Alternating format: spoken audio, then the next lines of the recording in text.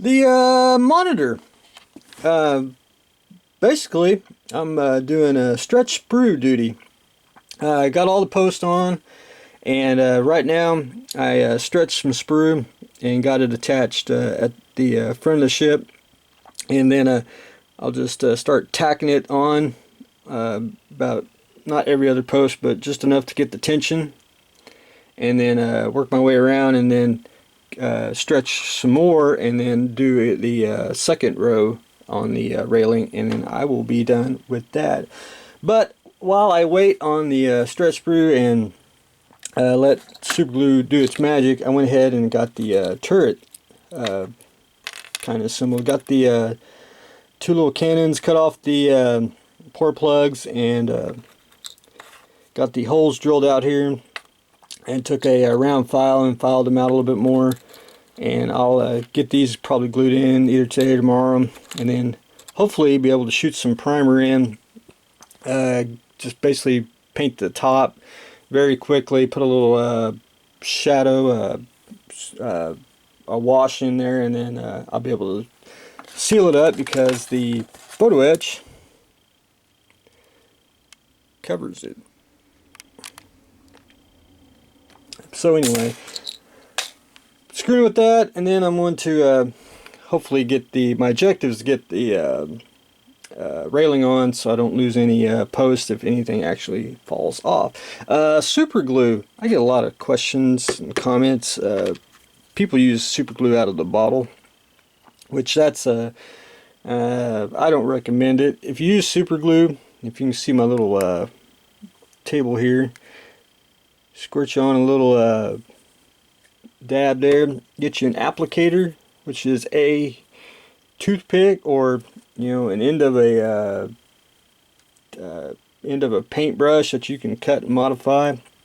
All you gotta do is get you a little drop of super glue, get you your applicator, and then you can be able to apply it to your model, and you won't have super glue.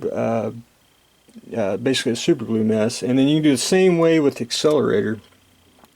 You can get you a little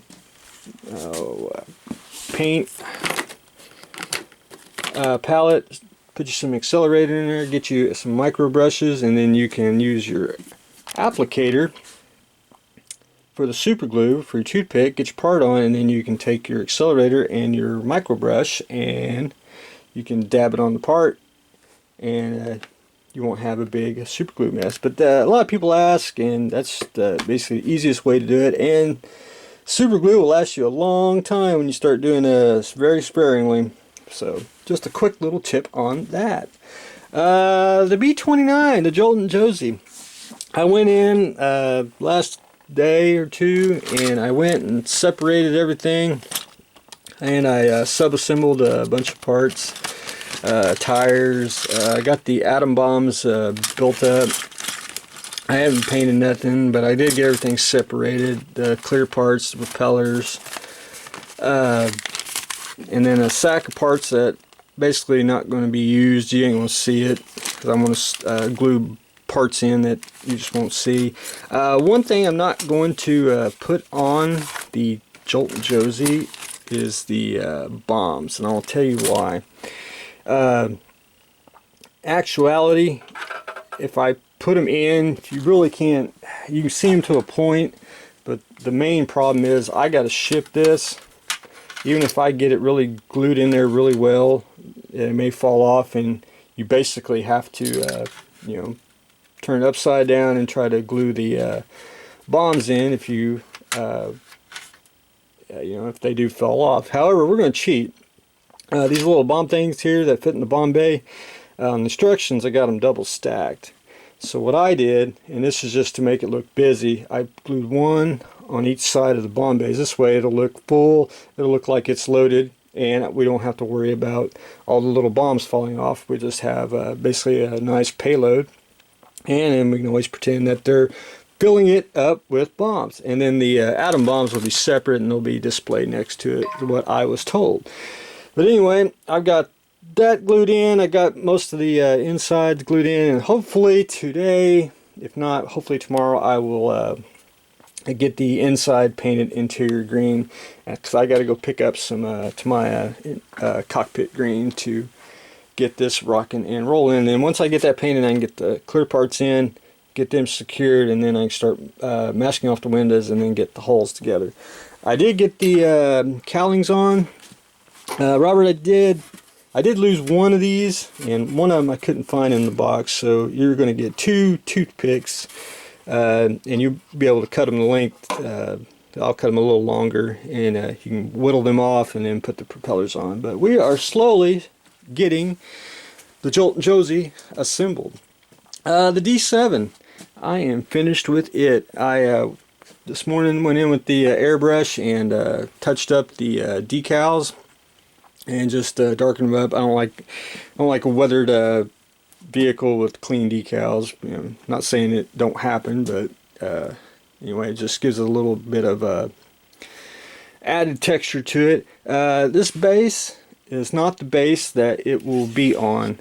Rod, I'm going to basically just do this for taking picture purposes. So if y'all follow me on Facebook, you'll be able to see the top side view and everything, and do little pictures for the portfolio build. Anyway, Rod, you'll be able to, I think you can make you a base. I'm just basically was going to go get a craft store base, but anyway, I think you could get one, and all you got to do is drill the hole for the brass rod and just get you some risers under here and just rise it up just to hide the battery. And it's got a switch on here, so you'll be able to do it easily to turn on the lights. Very fun build. Haven't built one in so long. It's just a simple, fun, very fun build, just like the old AMT Enterprise kit. It's just very simple, fun, just a very fun model to do. Anyway, look good, and I need to get this off the bench because we have got to start the B1B, the old Monogram kit, and this is going to be painted in the gray color like you usually see it, not in the white color. And I love the Monogram kit because this kit alone is not a B1B, or is it a B1A? It's kind of like an in-betweener. It's just a good starting point if you just want to convert and everything, which I think is just a classic kit. Well, this one's going to be built in flight, and I think we're going to do the wings, sweep them back just a tad. And anyway, we'll jump on that either tomorrow or beginning of next week.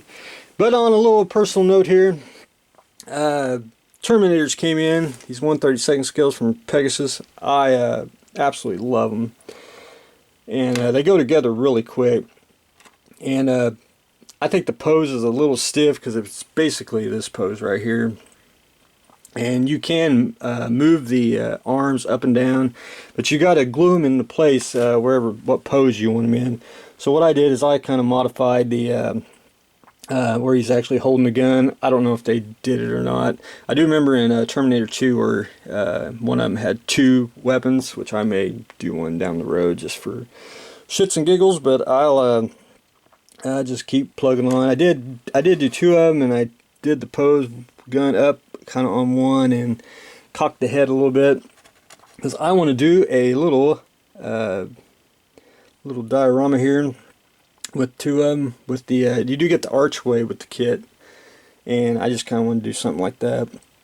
So doing that while things dry, and while I let paint and glue dry, I can work on my little Terminator diorama here. But anyway, that's what I got going on today. We got the Joltin Josie.